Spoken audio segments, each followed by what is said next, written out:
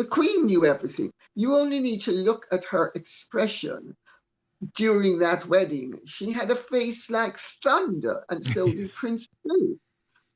And Prince Philip tried to talk Harry out of, with the knowledge of what they were dealing with, where Meghan was concerned, to basically tell Harry, we're not trying to break up your relationship, continue bonking the cow, but, uh, after you've bonked her, then dump her, because that's really all she's good for. Lady Colin Campbell has more exclusive reporting about Prince Harry's predicament in regards to Meghan's attendance at the Invictus Games. So, of course, Harry was in Canada this week. According to Lady C, sources said Harry looked very nervous. My impression was that it was all forced enthusiasm, possibly because it has been made very clear to him that Meghan is not welcome, and her presence will be a blight on the games if she does attend with him. Let's see what happens. Lady C then went on to report via her X account, which, by the way, you must follow because she provides a lot of royal juice there, and her opinions on the rest of the news. But Lady C says, yes, let's see, especially as how the rumours that they're on the verge of parting are louder than ever. So will she attend, if only to defeat the rumours, while also availing herself of the irresistible lure of the spotlight? I, for one, don't believe a word that emanates from anyone associated with them, especially the two of them. And Lady Colin Campbell, this is fascinating, isn't it? Because there seems to be a reinvention of the Invictus Games for Harry to try and make this his vehicle now about mental health, rather than focusing specifically on wounded servicemen. But it's very difficult for him to ban Meghan from this event, which clearly is what the organisers want. How terrible for her that she's not even welcome in Canada, which she used to describe as her home because she spent so much time filming Suits there. I mean, things have really changed. Yes, things have changed. But, Dan, my children have a friend who's a Canadian who actually is from Toronto and mixed in those circles, and says that Meghan was always extremely unpopular and nobody liked her because she was so pretentious and pushy.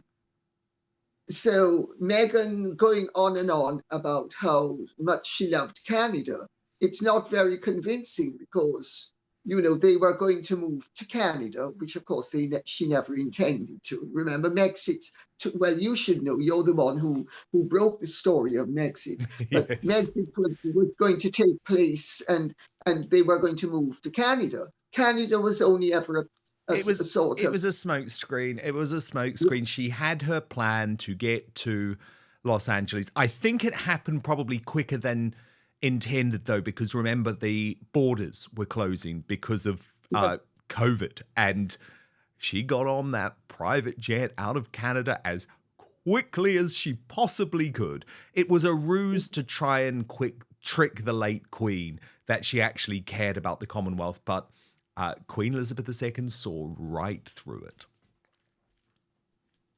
Well, Queen Elizabeth II knew what she was dealing with.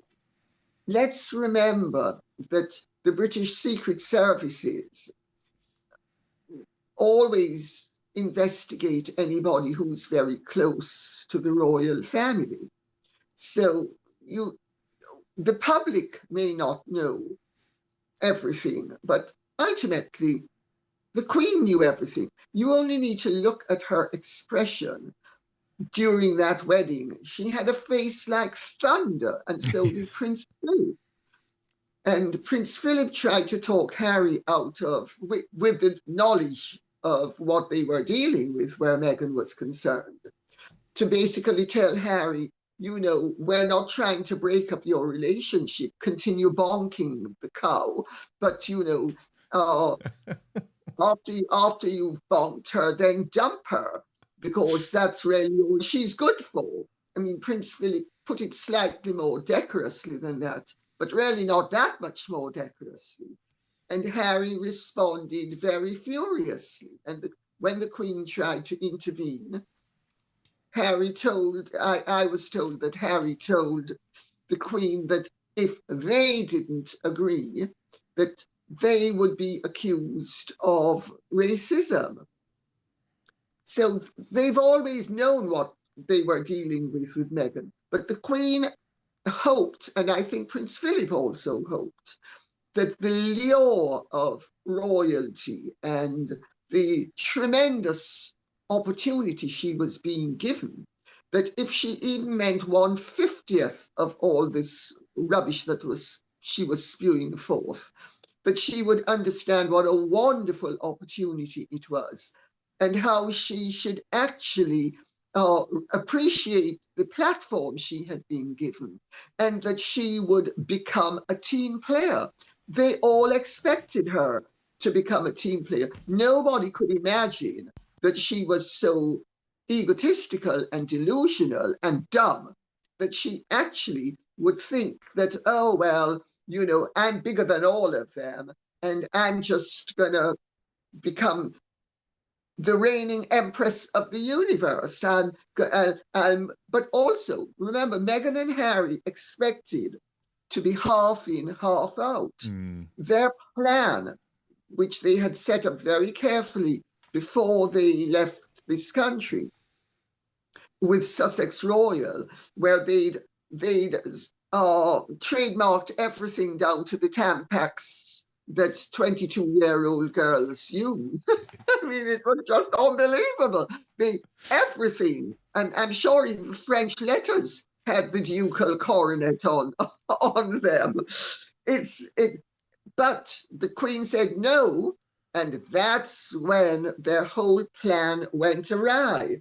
Because once the Queen said, well, she didn't actually say it, it was the Lord Lion, King of Arms, who said it on her behalf.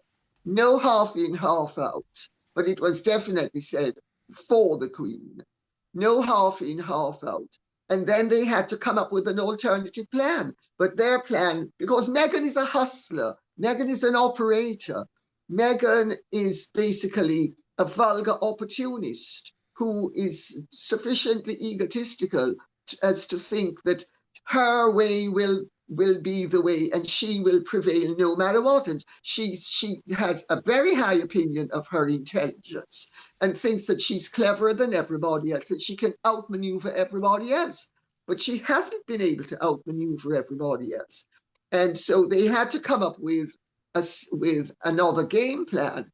And instead of exercising patience and doing it nicely, and if they had done it nicely, they would have succeeded, but they did it nastily. They turned on the very institution that has given them their raison d'etre and their platform. And instead of being glamorous and attractive and desirable, they became whining, whinging, sympathy-seeking jerks.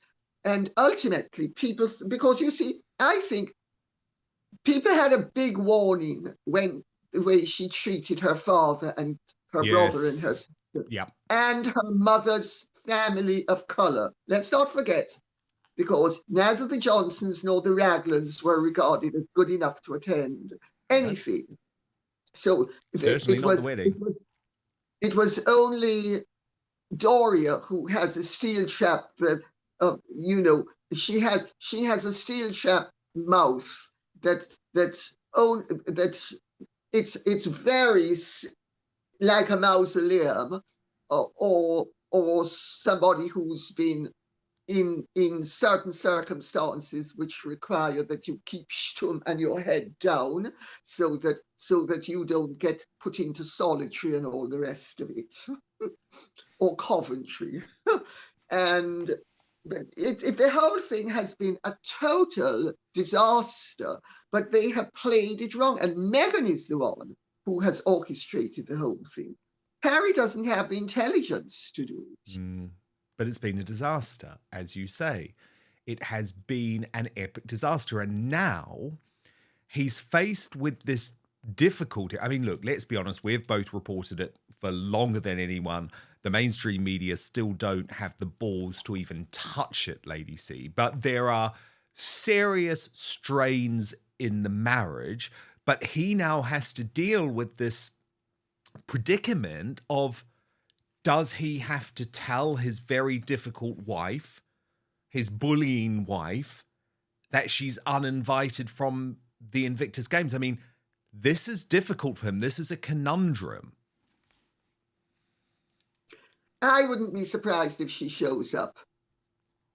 I would, even if they are discussing partying, and I'm not saying they are, but I'm saying if they were discussing partying, until they agree that the terms, because this is what happens in most relationships that have any public profile, when they're breaking down, people try to extricate themselves with a modicum of awareness of how it's going to look to the public.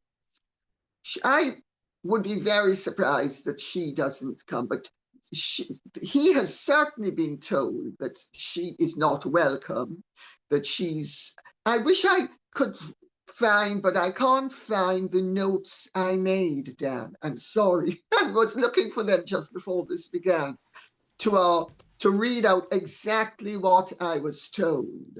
But she's definitely not welcome, and she's regarded a blight.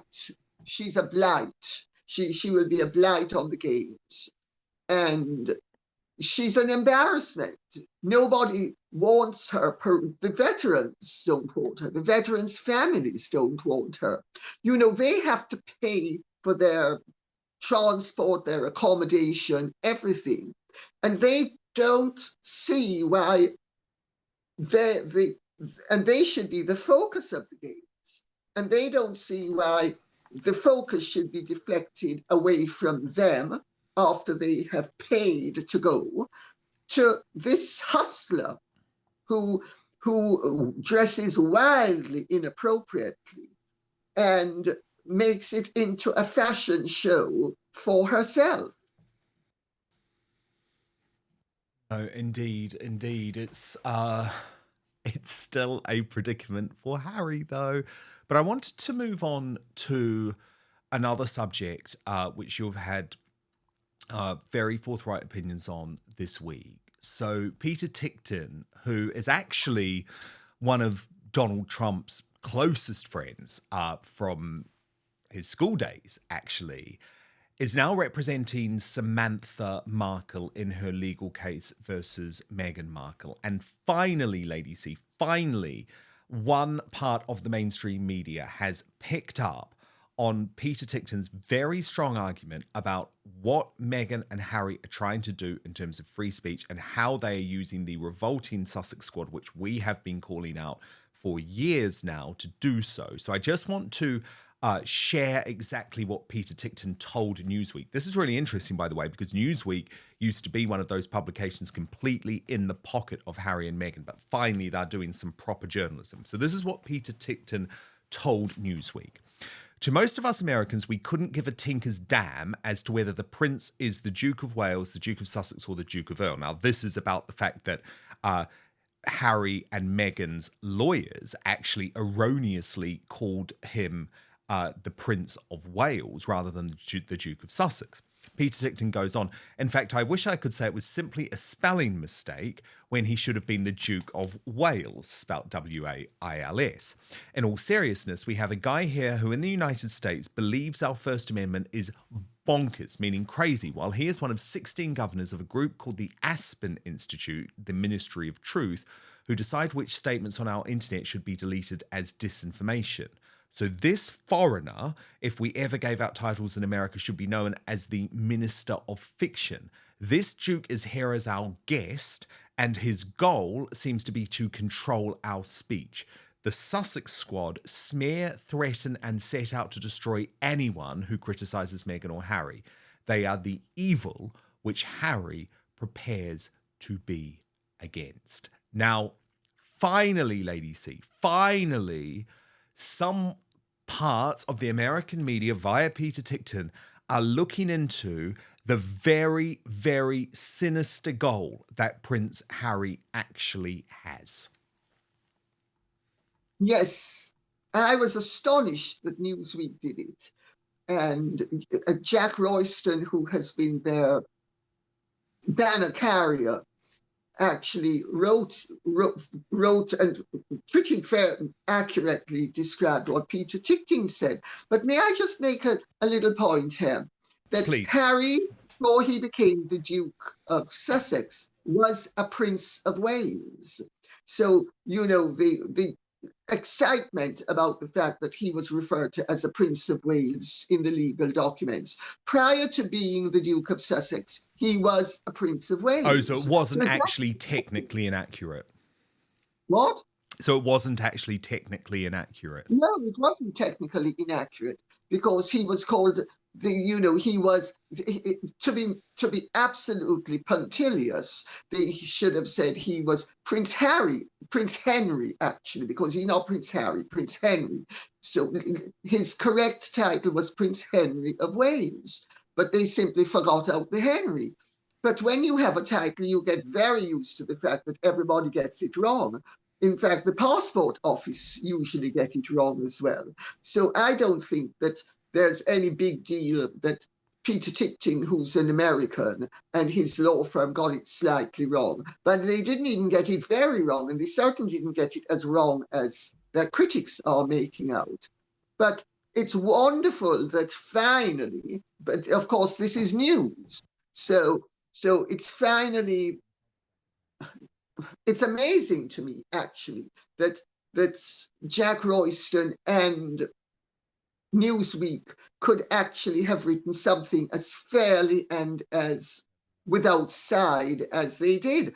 But it shows the extent to which Harry and Meghan, despite their tremendous efforts to the contrary, and despite the behind the scenes attempts by their supporters to shore up their public perception, their public personas, are actually being trashed and traduced as they ought to be, because they are being exposed as the pariahs which they truly are. And this, I think, was an indication of it. And of course, Peter Tickting is absolutely right. He's a foreigner. He has no business being appointed to censor the First Amendment rights of citizens of the United States. He could actually be accurately described as an agent of a foreign state. Because as long as he is officially, which he remains officially, a Councillor of State of the United Kingdom, he is officially, he has an official role in this country. Has Harry registered in the United States as a foreign agent? I bet he hasn't. And therefore, his activity could actually be regarded as criminal.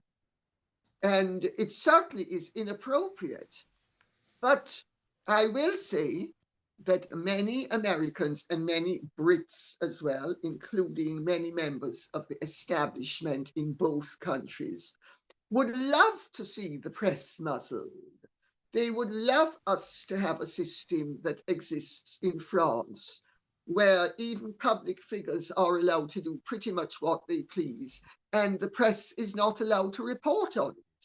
So let's not be blind to the fact that there are many judges, there are doubtless many royals, there are many politicians on both sides of the Atlantic, which are perfectly happy to have the mainstream media even more throttled than they have already throttled themselves, because they have shown themselves to be so craven, in my view, and so pusillanimous and so unprepared to confront awkward subjects. 40, 50, 60 years ago, journalists were beacons of light. They carried the banner of freedom. They questioned decisions. They held politicians to account. They behaved in a way that journalists nowadays don't behave. And I think the mainstream media should be far more vigorous in its pursuit of lies. Oh, well, indeed. And But they're far too terrified now with Harry and Meghan because of their lawfare. Stand by much more from Lady Colin Campbell in just one moment. First, though, digestive issues are caused by a potential toxin that's in all of the, quote, healthy foods that scientists have been telling us to eat with a fraudulent food pyramid for the longest time. And this potential toxin causes digestive issues. According to Dr. Gundry, a world-renowned cardiologist, this is affecting millions of people nationwide. Warning signs include weight gain and fatigue and digestive discomfort and stiff joints, even skin problems. Well, Dr. Gundry explains these side effects are often mistaken for normal signs of aging because digestive issues develop usually over a matter of years and sometimes even decades. I can assure you that the damage is probably caused by these health foods, and it's far from normal.